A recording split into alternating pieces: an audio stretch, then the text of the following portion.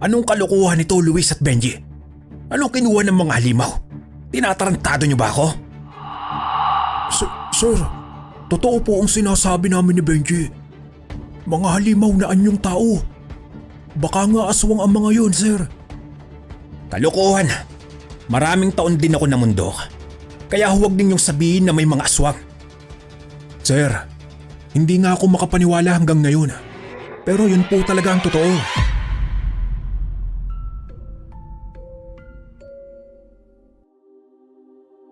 Ang kwentong ito ay hango sa totoong buhay. Karanasan ito ni Benji na nangyari sa taong 1993 sa lugar ng Sultan Kudarat. Sa mga panahong ito ay nasa edad 35 anyos na itong si Benji. Binata pa rin dahil sa ginugulang panahon sa dedikasyon bilang sundalo. 2 beses lang sa isang taon kung umuwi itong si Benji at halos 2 linggo lang siya nagtatagal sa kanilang bahay. Isang simpleng pamumuhay lang meron ng kanyang pamilya. Nagtapos siya ng pag-aaral bilang eskolar dahil ang tanging kabuhayan nila ay ang tindahan na nasa labas ng kanilang tirahan. Malayo ang agwat niya sa kanyang kapatid na babae na sa panahong ito ay nag-aaral pa ng kolehiyo. Isa din ito sa dahilan kung bakit hindi pa gumagawa ng sariling pamilya si Benji dahil siya ang nagpapaaral sa kapatid na nasa ibang lugar. Gayunpaman, lumaking mabuting tao si Benji. Pero iba siya pagdating sa labanan. Biro nga sa kanya ng mga kasamaan ay berdugo sa lupa. Sa kadahilan ng 1 beses lamang siya kung magbigay ng pagkakataon sa kalaban at titiyaking mapapatay niya ito kapag lumaban. Sa kabila ng kanyang kabaitan, ay nagkukubli ang isang taong may malaking pagnanasa pagdating sa labanan. Para kasi sa kanya, ang salot sa mundo ay kailangan ng tapusin upang hindi na pamarisan pa. Yung tipong buburahin na talaga sa mundo. Oh, Benji anak, bakit di ka nagpasabi na uuwi ka? Naku, tong batang ito, nakakagulat ka naman. Mano po, Itay? Siya nga po pala, nasan po si Inay? May pasalubong po ako sa inyo. Aba, parang hindi ka galing sa bundok ah. Siyempre, wala naman ganyan sa bundok. Doon ko po yan binili sa may terminal. Atay, sino po yung matandang iyon? Yan si Pilo, kaibigan ko. Dumadalaw lang. Siya nga pala anak. Nasa pamamalengke ang nanay mo para sa paninda natin. Mas mabuting magpahinga ka na muna. Mukhang pagod ka pa anak. Ayos lang po ko, Itay. Sundalo po itong anak nyo. Hay nako. Oo na. Ano bang gusto mong ulam at maghahanda ako? Kahit ano na lang po, Itay. Sige po, sa kwarto na po muna ako. Bago naman pumasok ng silid si Benji, sinilip niya mula sa bintana sa sala ang matandang nakatalikod.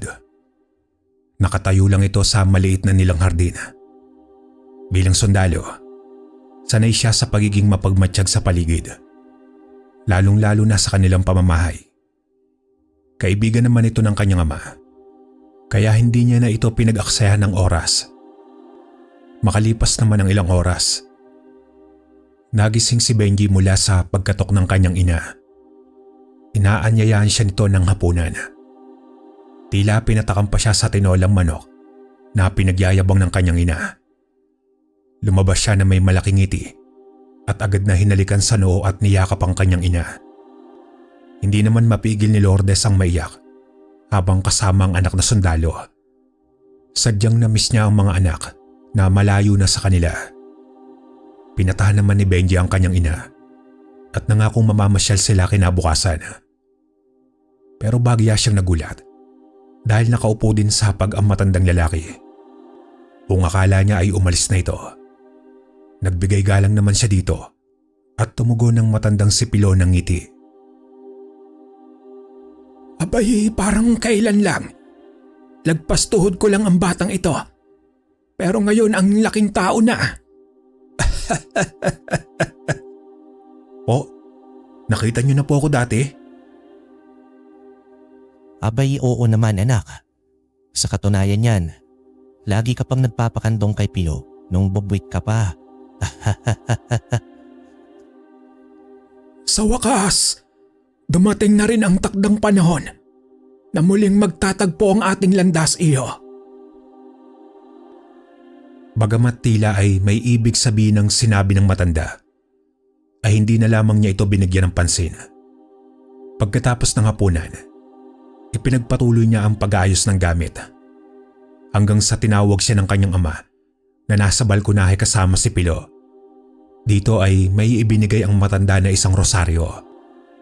Ngunit ang kaibahan nito ay gawa ito sa purong ginto. Ayaw sana niya itong tanggapin pero porsigido ang matanda. Magsisilbi din daw itong regalo sa kanya bilang pambawi sa matagal na panahon at kaarawan na hindi ito nakapagbigay. Sumang-ayon naman ang kanyang ama. Natanggapin ito kaya wala na siyang nagawa pa. Sa isipan ni Benji ay lubhang mahalaga ito sa matanda. Hindi na rin nagtagal ay nagpaalam na rin ito. Nag-alok naman si Benji na ihahatid na lamang niya ito. Pero ngumisi lang ang matanda at nagwikang hindi na kailangan. Nahihiwagaan talaga siya ng gusto sa matanda. Kaya noong nakalis na ito, ay inusisa ni Benji ang kanyang ama tungkol sa pagkatao ni Mang Pilo.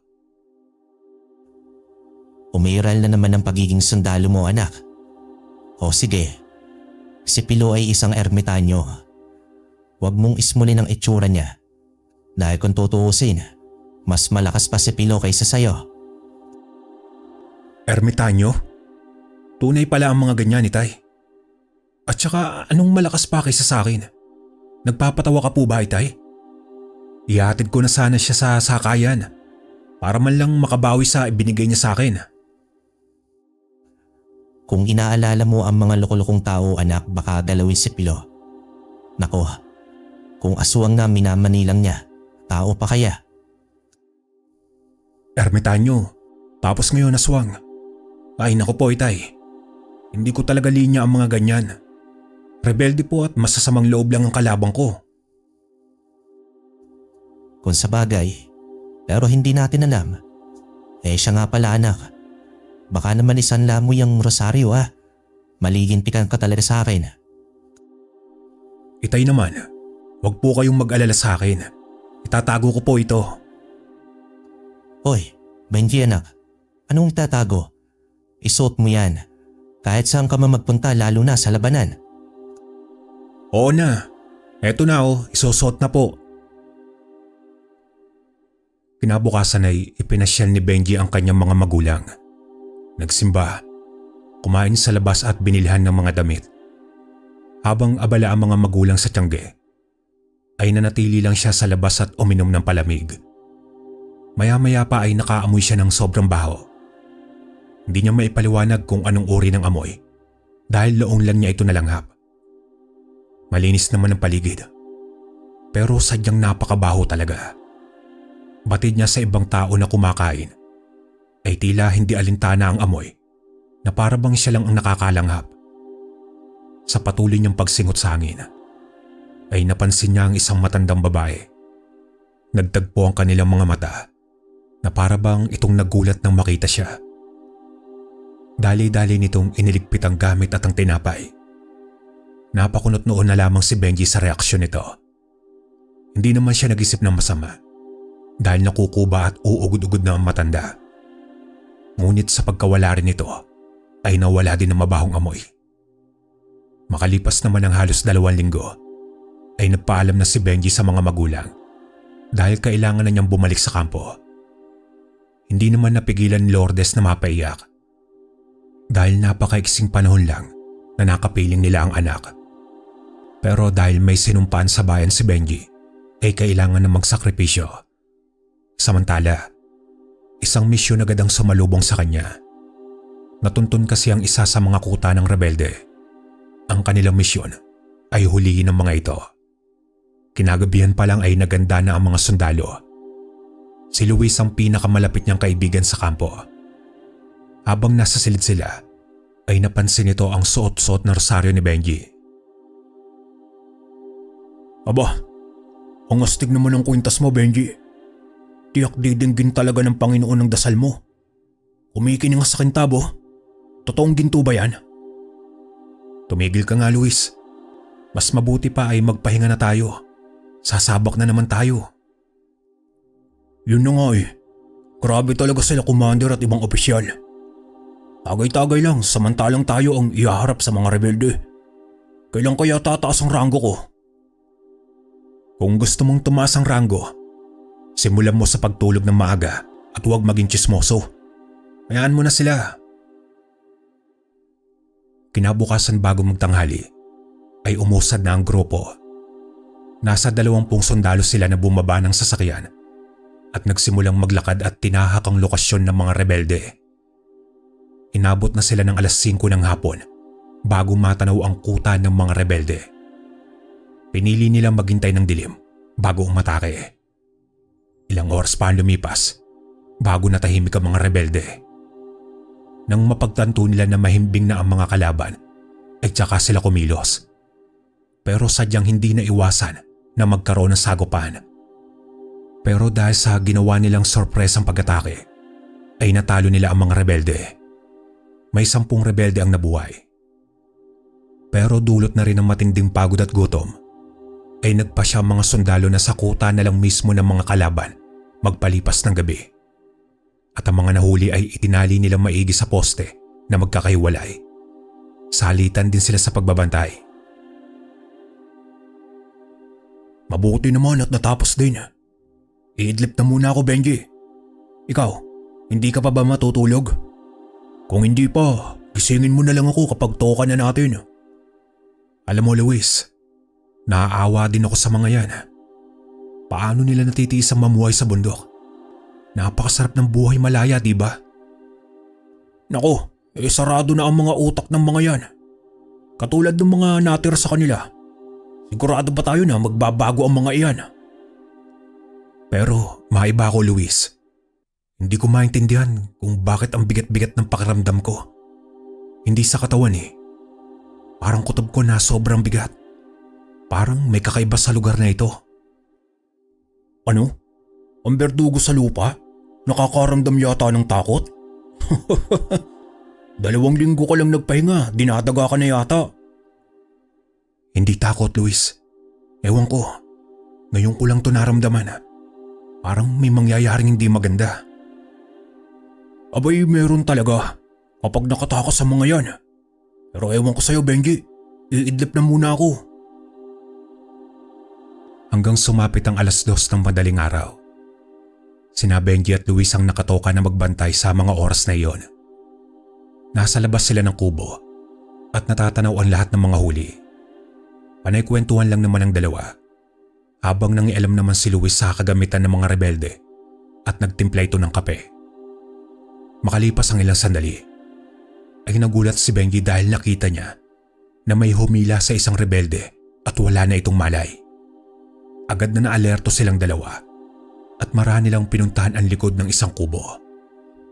Nakita nila ang mga paa nito na nakatihaya sa lupa at nang lapitan na nila ito ay isang kahindik-hindik na eksena ang nasaksihan nila. May isang nilalang na nilalantakan ng bitukan ng lalaki. Wakwak na rin ang harapan ng katawan nito at nagsilabasan na ang laman loob. Sa gulat ni Luis ay agad niya itong pinagbababaril. Bumulagta ang nilalang sa lupa. Subalit ilang segundo lang ang nakalipas ay bigla itong bumangon at kumaripas ng takbo. Dahil sa nangyari ay nagising ang lahat. Habang nag-uusap pa sila kung ano ang gagawin, ay sunod-sunod naman ang pagsalakay ng mga nilalang. Isa-isang may humila sa mga sundalo, gayon din sa mga nakataling rebelde. Nagsisigawan at nagputukan na ang mga baril sa iba't ibang direksyon. Gulat na gulat si Benji sa kakaibang pag-atake ng mga nilalang. Sanay siya sa labanan, pero iba ang nangyari sa gabi ngayon. Kitang-kita niya ang mga tao pero may nakakatakot na itsura. Nang humupa ay 4 na lang sila na natira. Nakaupo sa lupa si Luis at natulala. Bumalik sila sa kampo na animoy lutang pa sa pangyayari. Galit na galit naman ang kanilang commander at hindi sila pinaniwalaan. Anong kalokohan nito, Luis at Benji? Anong kinuha ng mga halimaw? Tinatarantado niyo ba ako? Sir, totoo po ang sinasabi namin ni Benji. Mga halimaw na anyong tao. Baka nga aswang ang mga yun, sir. Kinuha nila lahat bihag naming rebelde. Pati ang mga kasama namin. Pinaghihilan nila. Pinagkakakagat. Dinala sa dilim. Sir, walang silbi ang mga baril namin dahil ang bibilis nila. Kalokohan. Maraming taon din ako namundok. Kaya huwag ninyong sabihin na may mga aswang. Hindi totoo ang mga yan. Kayong apat, gumawa kayo ng malinaw na report, yung kapani-paniwala. Sir, ano naman po ang i-report namin? Yun po talaga ang nangyari. Hindi nga ako makapaniwala hanggang ngayon. Pero yun po talaga ang totoo. Tigil-tigilan mo ako, Benji. Magsilayas kayo sa harapan ko ngayon na. Makalipas ang ilang araw, ay may dumating na 2 sasakyan ng mga sundalo. Nagpulong ang opisyal na dumating at si Commander Gregorio. Matapos ang ilang oras ay pinulong ng commander sila Benji. Isang malungkot na balita dahil suspendido silang 4. Pumalag si Benji pero wala na silang nagawa. Sa mismong araw na iyon ay nagsagawa ng paghahanap ang mga bagong sundalong dumating. Nais ni Benji na sumama pero pinagalitan lang siya ng commander. Di naglaon ay umalis na rin silang 4 sa kampo at hindi alam kung kailan makakabalik sa kampo. Gulat na gulat naman ang mga magulang niya sa pagbabalik niya agad.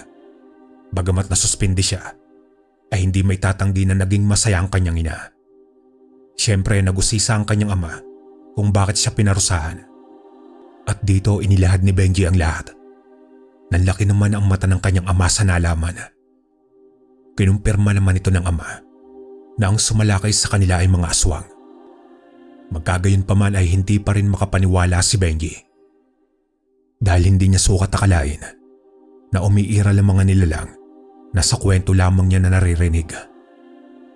Pero ang mas ikinagulat niya ay ang suot niyang rosaryo. Ayon pa sa kanyang ama, may dahilan kung bakit ibinigay ni Pilo ang gintong rosaryo. Patuloy pa ng kanyang ama, ang gintong rosaryo ay hindi lang nagbibigay ng proteksyon, kundi isa din itong anting-anting na magagamit ni Benji sa labanan kontra masasamang nilalang. Bigla namang naalala ni Benji ang sinabi ni Mang Pilo nang minsang magkasama sila sa hapagkainan. Anting-anting? Ibig sabihin para na akong antingero nito, Itay. Ano po ba ang eksaktong magagawa ng rosaryong ito? Aba, yan ang hindi ko alam, anak. Pero nararamdaman ni Pilo na may darating na katulad sa nangyari sa bundok. Ibinigay yan ni Pilo para sa iyong kaligtasan. Kung ganun po, Itay, pwede rin akong makipaglaban sa mga nilalang na yon? Oo, anak. Pero mag-iingat ka pa din. Tsaka huwag mo na lang itong babanggitin sa nanay mo. Alam mo naman yon, di ba? Sa gabi ng araw na iyon, ay hindi makatulog si Benji sa pag-iisip. Tinititigan niya ang gintong rosaryo. Nais niyang mabigyan ng hustisya ang pagkawala ng mga kasamaan. Pero imbis na magmukmukay, ginamit niya ang pagkakataong iyon upang magkaroon ng panahon sa mga magulang. Tumulong siya sa kanyang ina sa pagtitinda. Kinumpuni din niya ang mga kaunting sira sa bahay. Ginawa niyang abala ang sarili upang hindi na maisip ang pangyayari sa bundok. Isang araw, muli siyang napadpad sa palengke upang bumili ng ulam. Muli niyang nalanghap ang mabahong amoy. Hanggang sa muli niyang nakita ang matandang babae na nagtitinda ng nilagang mais sa labas ng palengke. Tandang-tanda niya pa ang itsura nito nang minsan silang nakita. Tukoy na tukoy niya ang pinagmula ng amoy, ang mismong matanda. Pagsapit ng 5:00 ay muli siyang bumalik sa palengke. Naroon pa din ang matanda pero nagliligpit na ito ng paninda. Lihim niya itong sinundan dahil bukod sa amoy ay masama din ang kutob niya dito. Bumaba ng tricycle ang matandang babae at tahimik itong naglakad hanggang sa lugar na walang katao-tao. Pasimple itong lumingon sa paligid bago sumuot sa may kakahuyan. Wala na siyang balak sundan pa ito dahil dumidilim na din. Ngunit may isang boses na nagsalita sa kanyang likuran. Bakit hindi mo ituloy? Para malaman mo kung ano ang tunay niyang anyo. Mang Pilo, kayo po pala. Ano pong ginagawa ninyo dito? Ikaw ano ang ginagawa mo dito? May gusto ka bang matuklasan? Sundan mo ang matandang iyon. Yun na nga po eh. Bakit ko po kaya siya naaamoy kahit malayo po siya sa akin, Mang Pilo? Isa yan sa mga kakayahan mo na ngayon, iyo. Ang rosaryong ginto ay hindi lang nagbibigay ng proteksyon, kundi ang magtuklas din ng mga elemento sa paligid. Bakit hindi mo subukan ngayon? Sa hindi malamang dahilan, ay tila ba may pagnanasa sa kanyang kalooban. Natuklasin kung ano ang nilalang ang sinusundan niya. Lumingon muna si Benji nang makarating na sa bukana ng kakahuyan. Pero nawala si Pilo. Pumulot siya ng sanga bago pumasok. Hindi man siya nakikita ng matanda, pero ang amoy at negatibong pakiramdam ay damang-dama niya. Hanggang sa matagpuan niya ang malit na kubo. Naroon din ang matanda. Sa kanyang pagmamasid, nakita niyang naglalagay ito ng mais sa malaking drum. Iniwan nito ang nakasalang na drum sa apoy at pumasok sa loob ng kubo. Maya-maya pa ay naglagay naman ng matanda ng mga karne sa mismong pinaglutuan niya ng mais. Nagtaka si Benji kung bakit hinaluan ng karne ang nilagang mais. Hanggang sa nakita niya ang isang kamay na ibinuhos ng matanda sa drum. Muli itong pumasok sa kubo at nang lumabas ay iba na ang nakikita niya. Hindi na matandang uugod-ugod, kundi isang masigla at diretso na ang tindig. Hindi alam ni Benji kung lalapitan ba niya ang matanda o hindi. Kaya nagpasya na lang siya na umalis sa lugar at umuwi. Saan ka ba nagpunta, anak? Kanina pang luto ang ulam. Itay, may nakita po akong matanda. Naglalaga siya ng mais pero nilagyan niya ito ng karne. At nakita kong may kamay ng tao. Ano sabi mo? Kamay ng tao? Sino bang matandang ito? Yung matandang nagtitinda ng nilagang mais sa palengke, Itay. Sa dami ba namang nagtitinda doon? Pero wala naman akong napansin. Pero sigurado ka ba sa nakita mo? Kung ganun, malamang isang aswang ang matandang iyon. Noong una ko po siyang nakita, Itay. Naamoy ko na napakabaho. Tapos kanina sa palengke, naamoy ko na naman kaya ko po siya sinundan. Nagpakita rin po sa akin si Mang Pilo. At siya po ang nagudyok sa akin. Nasundan ko ang matanda para alamin kung ano ang dapat kong malaman. Ganun ba, anak? Sa palagay ko, aswang nga ang matandang iyon. Ay, sa ginagawa ni Pilo, unti-unti ka na niyang sinasanay sa mga ganitong bagay. Huwag kang gagawa ng bagay na hindi sigurado at planado, ha, para din niya sa aligtasan mo. Hindi naman mapakali si Benji sa kanyang mga nakita. Hindi rin ito mapakali sa kanilang bahay. Kaya nagdesisyon na ito na puntahan muli ang matanda sa mismong kubo nito. Subalit pagsapit ng umaga ay may mensaherong dumating. Dala nito ang balitang pinababalik na siya sa kampo. Wala na siyang nagawa kundi sundin ang utos ng nakatataas. Sa pagbalik niya ng kampo ay dumating din si Luis at ang dalawa pang kasama. Ang paghanap sa mga nawawalang sundalo ay hindi nagtagumpay. Bukod pa roon ay halos nangalahati na rin ang bilang ng mga bagong pulutong na pumalit sa kanila at iisang kanilang kwento. May mga aswang silang nakasagupa. Kinausap silang apat ni Commander Gregorio at humingi ng paumanin. Nang magtanong ito kung handa ba sila para sa misyon tungkol sa pagtugis sa mga nilalang ay hindi makasagot ang tatlo. Ngunit si Benji ay desidido. Kaya wala na rin nagawa ang tatlo kundi ang sumang-ayon sa kanya. Kinagabihan sa araw na iyon ay imbes na baril ay inatupag pa ni Benji ang pag-aasa ng itak. Napansin niya kasi noong huli ay nahihirapan sila na matamaan ng mga aswang. Kaya mas mainam na itak ang gagamitin. Inabisuhan na rin niya sina Luis na magdala ng itak sa misyon. Benji, sigurado ka ba sa gagamitin nating sandata? Para kasing natatakot ako. Kung mga rebelde hindi ko atras. Pero iba talaga kasi ito eh. Kung hindi buo ang loob mo, Luis, pwede ka namang hindi sumama. Magsabi ka lang kay Commander. Pero ako desidido na. Tatapatan ko ang bangis nila. Grabe ka naman. Saan ba nang gagaling ang tapang mo? Oo, matagal ka nang matapang pero iba kasi ito eh. Walang mangyayari kung walang lalaban sa mga yun. Uubusin lang nila tayong lahat. Pero naiintindihan kita, Luis. Kung natatakot ka, normal lang yun. Isipin mo pa rin ang buhay mo. Yun ang mahalaga. Hindi. Nangako ako na maglilingkod sa bayan. Eh sino pa ba magtatanggol sa mga tao? Kundi tayong mga sundalo. Oo, natatakot ako pero Benji, binigyan mo ako ng determinasyon. Kaya lalaban ako. Kinabukasan ay umusad na ang mga sundalo. Nasa 15 ang bilang nila. Habang nasa sasakyan, ay batid ni Benji ang takot sa mga kasamaan. Pero wala na silang magagawa pa, kundi ang ialay ang buhay sa laban. Bandang hapon, ay narating nila ang pusod ng gubat. Walang bakas na mga sundalo silang nakita. Nang sumapit ang gabi, ay gumawa sila ng apoy at pagpapahingahan. Pero hindi sila nagpakampante dahil gabi umaatake ang mga aswang. Nang sumapit ang 9:00 ng gabi, ay biglang kinutuban si Benji. Noong una ay tahimik lang siya na nakikiramdam sa paligid, habang sa nakaamoy na siya ng mabaho. Pero ang mga kasamaan ay halatang walang naaamoy. Ilang sandali pa, ay tumayo at hinugot niya ang itak. Hindi na kailangang ipaalam dahil naiintindihan ng mga sundalo ang kilos ni Benji. Pumorma na sila ng depensa gamit ang matataas na kalibre ng mga baril.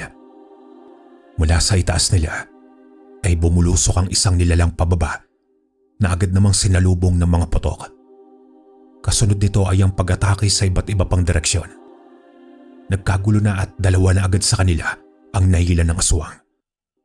Hindi humiwalay si Luis sa kanya at nakipaglaban sila gamit ang itak. Dito na napatunayan ni Benji ang kapangyarihan ng Rosario. Kakaibang lakas ang dumaloy sa katawan at sa isang tagalang ay agad na putol ang kamay o di kaya ang leeg ng kalaban. Hanggang sa 6 na lang ang natira sa kanila. Pero lubhang nabawasan rin ang maraming mga aswang. Buhay man kahit sugatan ay umaatas sa mga nilalang. Tila na pagtanto ng mga ito na may namumukod tangi sa mga sundalo na hindi nila kayang tapatan. Anong nangyayari? Mukhang umatras sila, Benji. Mabuti naman. Diyos ko, salamat. Akala ko katapusan ko na. Huwag mong iaalis ang paningin mo sa kanila. Manatili ka lang, Luis. Pero umatras na at nagtakbuhan na ang iba. Napakarami pa pala nila, Benji. Pero bakit parang naduwag ang mga demonyo? Baka naawa yata sa'yo at bala ka pang buhayin. Benji naman, nakuha mo pa talagang makapagbiro. Makalipas ang ilang minuto, ay tuluyan ang nawala ang presensya ng mga aswang at sinimulan na nila ang pagkuha sa mga kasamang napaslang. Pero ilan sa mga ito ay natangi ng mga aswang. Tanging panlulumon na lamang ang kanilang nagawa. Pinalakas na lang nila ang apoy at inabangan ng pagdating ng umaga. Kahit papano ay binigyan nila ng maayos na libing ang mga bangkay at dinasalan bago umalis. Walang saysay ang kanilang misyon dahil uubusin lang sila ng mga kalaban. Umuwi silang bigo at ang tanging dala ay ang name tag ng mga sundalong nasawi. Sa kanilang pagbabalik sa kampo, bakas na sa mukha ng commander ang pagkadismaya. Lumapit si Benji at iniabot ang name tag. Halos maluwa ang commander at magkahalong lungkot at galit ang naramdaman. Agad naman niyang pinulong ang mga sundalo at inabisuhan na manatili sa kampo ang totoong nangyari. Hindi nila ito maaaring iulat sa nakatataas dahil wala namang maniniwala. Namatay ang mga sundalo sa laban sa pagitan nila at sa mga rebelde. Ito ang katanggap-tanggap. Samantala, habang nakahiga si Benji, ay naisip niya na walang mangyayari, kundi ang maubos sila. Hawak niya ang gintong rosaryo At ito lamang ang tanging sagot sa labanan kontra sa mga aswang. Makalipas ang ilang gabi, nagising siya dahil sa napakaalinsangan na panahon. Subalit sobrang himbing ng mga kasama niya sa kwarto at nakabalot pa ng kumot. Lumabas siya ng silid at nakita niya ang mga sundalong bantay sa gabi. Lumabas siya upang magpahangin at nakita niya ang commander na palakad-lakad sa pasilyo. Nilapitan niya ito at kinausap. "Magandang gabi po, Commander. Mukhang aligaga po yata kayo ah." "Sino ba ang hindi magkakaganito? Kinuwestiyon na ako ng mga opisyal kung bakit nauubos sa mga sundalo ko. Lintik na mga demonyo yan. Pagtatakpan ko na lang balagi ang totoong nangyari." "Naiintindihan po kita, Commander. Pero may plano ka bang lutasin ang kakaibang problema natin?" "Kung ako lang ang masusunod, bobombahin ko ang mga hayop na yan. Pero magmumukha akong katawa-tawa kung sasabihin ko na aswang ang umubos sa mga tao ko." "Pero hahayaan na lang po ba natin na maubos tayo, Commander?" "Isa lang ang nasa isip ko, Benji. Ang itigil ang pagtugis sa mga nilalang na yan." "Pero papaano na lang yung mga nabiktima? Hahayaan na lang ba natin na hindi sila mabigyan ng hustisya?" "Paano, Benji? Paano? Sige nga, ikaw may plano ka ba? Anong laban natin sa mga pesteng aswang na yan?" Hindi na nakapagsalita pa si Benji. Kung tutuusin, may punto naman ang commander. Dahil walang kalaban-laban ang mga ordinaryong sundalo. Maliban sa kanya, nagpaalam na lamang siya sa commander. Akmang papasok na siya ng silid, ay magkasunod na putok ang umalingaw-ngaw sa kampo. Bagsak ang ilang sundalong bantay. Pero laking gulat niya dahil naamoy na naman niya ang amoy ng aswang. Agad na naalerto lahat at kumuha ng mga baril upang lumaban. Naganap ang sagupaan dahil sa mga rebelding umaatake. Pero mas inalala niya ang mga aswang na nasa paligid. Kaya naganap siya ng daan palabas sa likod ng kampo. Bitbit niya ang maiksing baril at itak. At doon niya nakita ang mga rebelding nagtatawanan pa habang tinatagtad ng bala ang kanilang kampo. Ngunit laking gulat ni Benji dahil ang mga rebelding iyon ay ang mga aswang. Mabilis siyang tumakbo at inubos ang bala sa mga nakasalubong na aswang. Hindi man ito napaslang sa bala, pero nagtalsikan naman ang mga ulo nito sa paghataw niya ng taga. Samantala, sumigaw ang commander ng tigil putukan nang makita niya si Benji na nakikipaglaban sa mga rebelde. Natulala ang mga sundalo sa pambihirang bilis at lakas niya. Mag-isa niyang tinatapos sa mga rebelde at lahat ay pinupugutan niya ng ulo. Nang humupa ang laban, ay kinausap siya ng sarilinan ng commander. "Ano ba ang pumasok sa kokote mo, Benji? Paano kung natamaan ka ng bala ng isa sa amin at hindi ko inuutos na sumugod kang mag-isa?" "Alam ko naman po yun, Commander. Pero hindi lang basta rebelde ang kalaban natin, kundi mga aswang." "Aswang? Bakit? Paano mo nasabi?" "Dahil dito, gintong rosaryo na ibinigay sa akin ng isang ermitanyo.